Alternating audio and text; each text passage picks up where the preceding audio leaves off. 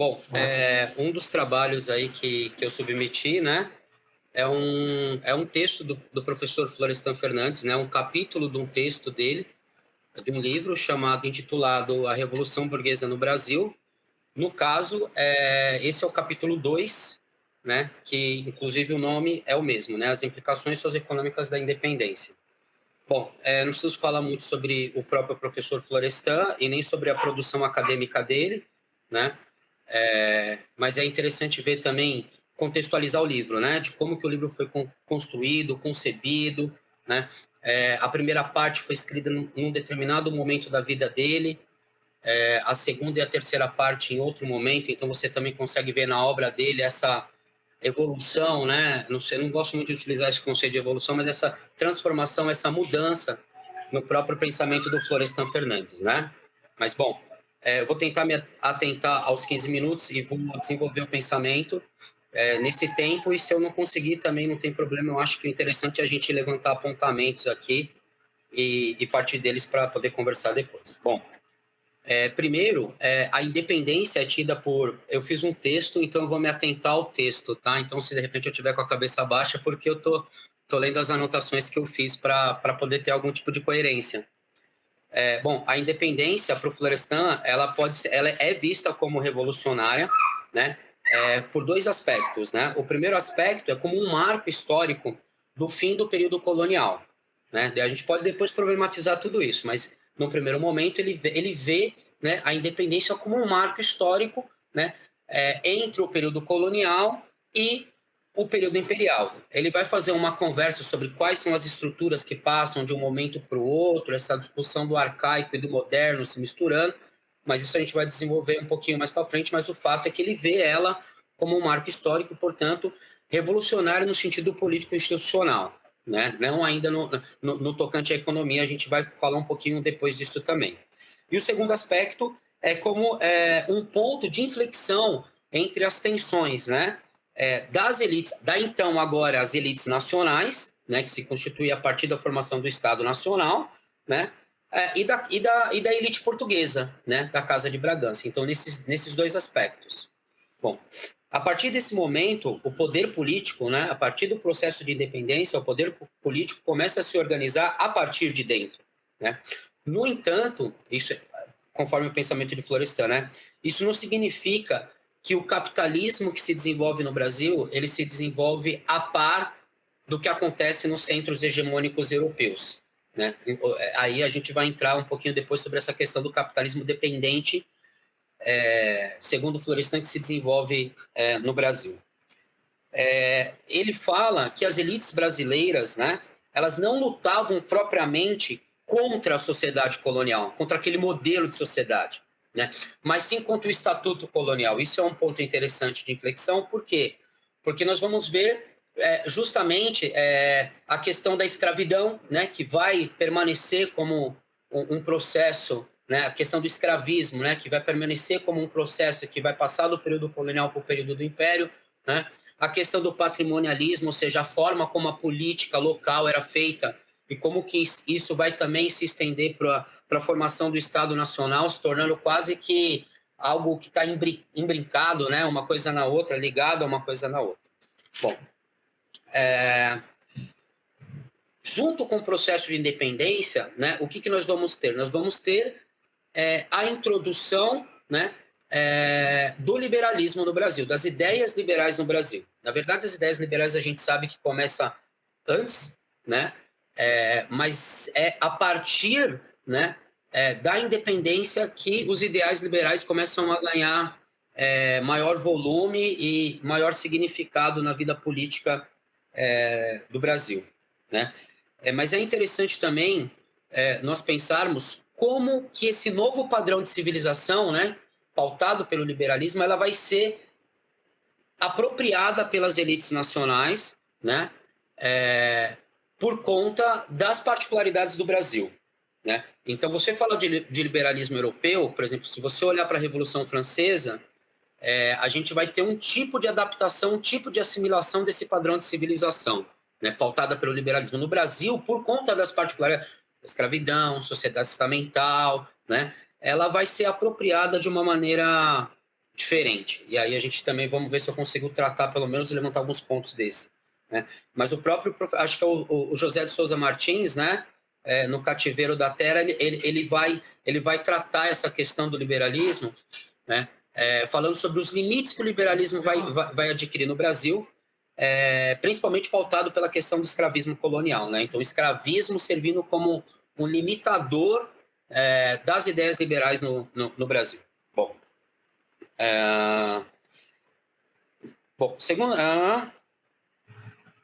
E aí o que o Florestan vai falar sobre a questão da independência, né? Que ela vai ter, como em vários outros momentos do pensamento dele, a gente vai poder perceber isso, um caráter conservador, né? E um caráter revolucionário. E aí eu até peguei aqui no texto que eu fiz, né?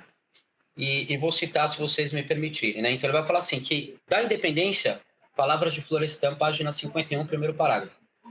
O elemento revolucionário aparecia nos propósitos de despojar a ordem social herdada da sociedade colonial dos caracteres hegemônicos aos quais fora moldada, requisito para o qual adquirisse a elasticidade e autonomias exigidas por uma sociedade nacional. Então, esse é o aspecto revolucionário da independência, nessa ruptura, né? Ao mesmo tempo, ela tem um caráter conservador. O elemento conservador evidencia-se nos propósitos de preservar e fortalecer a todo custo uma ordem social que não possuía as condições materiais e morais suficientes para engendrar o padrão de autonomia necessário à construção e ao fortalecimento de uma nação, né? E você vai ver que essa dualidade do arcaico com o moderno vai aparecer em vários momentos da obra do Florestan. Dessa forma, né, após a citação, a gente pode concluir que a independência ela foi revolucionária no campo político-jurídico, né? A gente vê isso, né, na Constituição de 24, a gente vê isso nos ordenamentos, na política de lei de terras, enfim, a gente vai ver que político-juridicamente ela foi bastante revolucionária, bastante transformadora no sentido estrutural mesmo, né? Já no caráter econômico, material e moral, não. Né? Por quê? Porque a gente vai ter o mesmo modelo econômico, né? Passando pelo processo de independência, o latifúndio, a monocultura, Caio Prado, Fernando Novaes, vários, né, autores trabalham essas questões. Mas a gente vai ter isso, né? O latifúndio, a gente vai ter o trabalho escravo, a sociedade estamental, vários elementos, né, sendo passados após o processo de independência. Então, ela tem essa questão aí. Porém, é inegável que a independência serviu como elemento também dinamizador.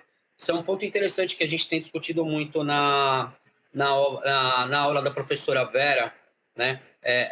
Enfim, vou colocar isso depois, que eu tenho várias questões que eu preciso pensar sobre isso.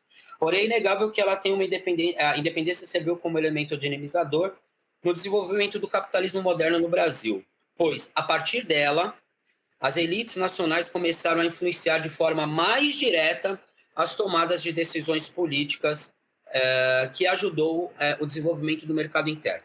Obviamente, o mercado interno não começa ali, né? A gente tem vários autores que falam sobre a questão da mineração e de como que ela ajudou, né, a desenvolver algumas cidades, o mercado interno, mas Florestan ele trata a independência como um marco da formação de um mercado interno mais robusto, né? Principalmente porque a partir da abertura dos portos, as nações amigas, né? Já vou começar a falar depois, a elite nacional ela tem uma mudança no aparelho cognitivo, e isso é uma coisa que eu acho muito interessante na obra de Florestan, porque ele trata da questão econômica e política, mas ele também entra num campo que muitas vezes as pessoas acham que não é muito obra dos marxistas, né? Porque ele vai falar sobre o desenvolvimento cognitivo dessas elites a partir da abertura dos portos e com a mudança do fluxo do capital.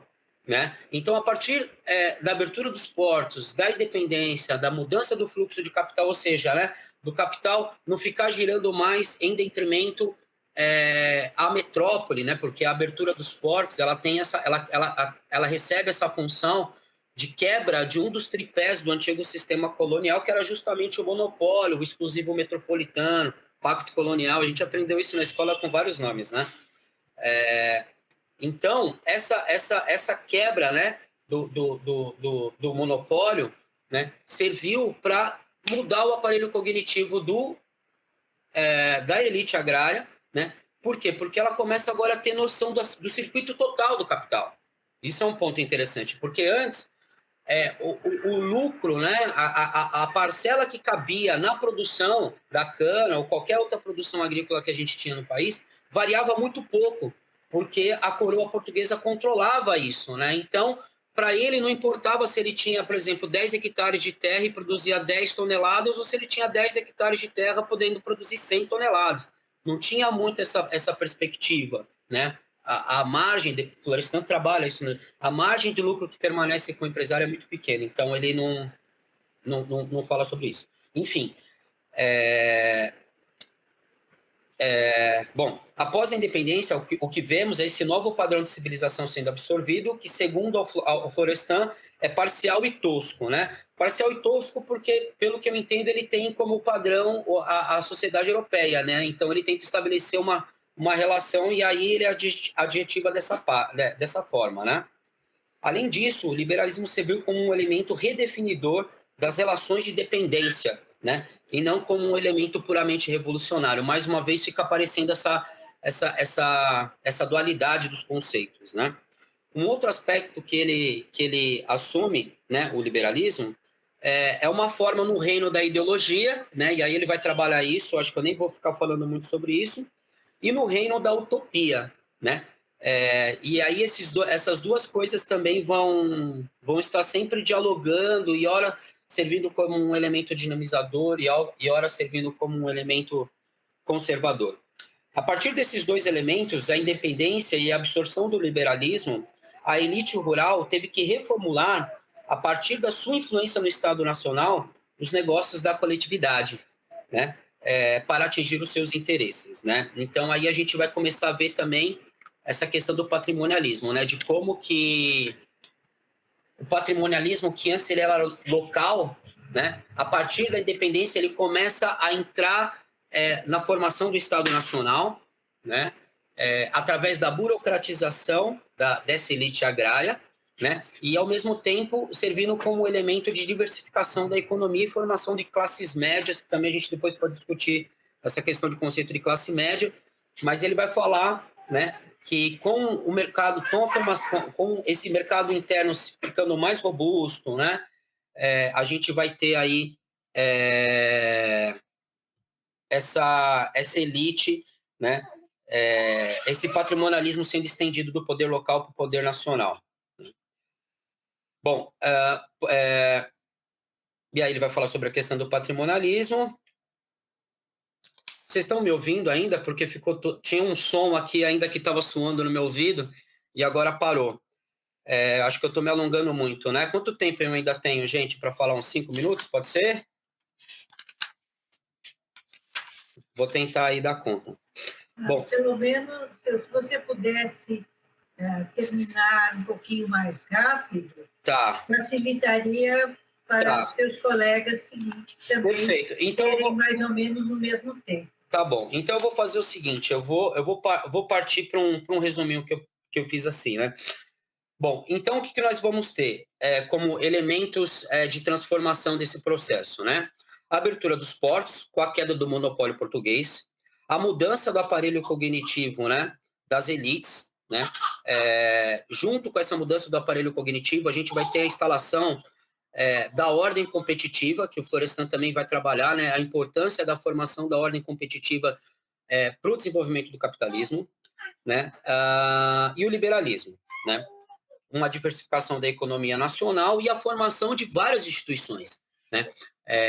Por quê? Porque a partir do Império a gente vê a constituição de bancos, né, de universidades sendo criadas, museus, enfim, a gente vê um Estado Nacional tentando se modernizar, sai, por favor, desculpa, gente, tentando se modernizar a partir da independência, tá bom? Deixa eu ver aqui o que mais que eu posso falar. Então só para eu tinha muitas outras coisas para falar, mas para tentar resumir, né? E o Florestan ele vai falar sobre como que algumas instituições elas serviram como elemento de conservar, né, de parar o processo. Então, o que acontece? Pela minha fala, vocês podem perceber que esse processo revolucionário ele acontece de cima para baixo, né? É a própria elite nacional que controla o Estado e controla todas as transformações, né? O modelo econômico mudou muito pouco, apesar, né, de você ter aí o desenvolvimento de vários elementos que depois vão colocar em xeque todo esse sistema, né? Mas um elemento que ele vai falar que vai servir como que vai segurar o desenvolvimento é a grande lavoura. Então, o fator econômico, né, é aquilo que vai servir como contramola do processo revolucionário. Tá? Só para concluir, uma coisa que eu queria dizer é o seguinte: olhar para esse processo da Revolução Burguesa no Brasil, que é justamente o que eu quero, o que eu estou estudando, é muito complicado. Por quê? Porque o próprio conceito de revolução ele tem que ser repensado. Por que ele tem que ser repensado? Porque aqui no Brasil, esse processo de transformação estrutural ele vai acontecer num longo tempo. Então, ele não tem um marco histórico, né? Como a gente, quando olha para a Revolução Gloriosa, quando a gente olha para a Revolução Francesa, a gente fala, foi nessa data e a gente, né, cria um marco histórico. No Brasil, isso não acontece. No Brasil, isso é um processo de longa duração, né? Mas essas mudanças estruturais, ao meu ver, e ao ver também do Florestan, eles aconteceram até porque, quando eu olho para o nosso país atualmente, apesar de todas as contradições e mesmo de todas essas estruturas e pensamentos, né, que nós temos até hoje engendrado na nossa sociedade, quando eu olho para fora, eu vejo o Brasil um país capitalista, né? Então isso significa que em algum momento essas transformações estruturais, políticas, econômicas, elas aconteceram.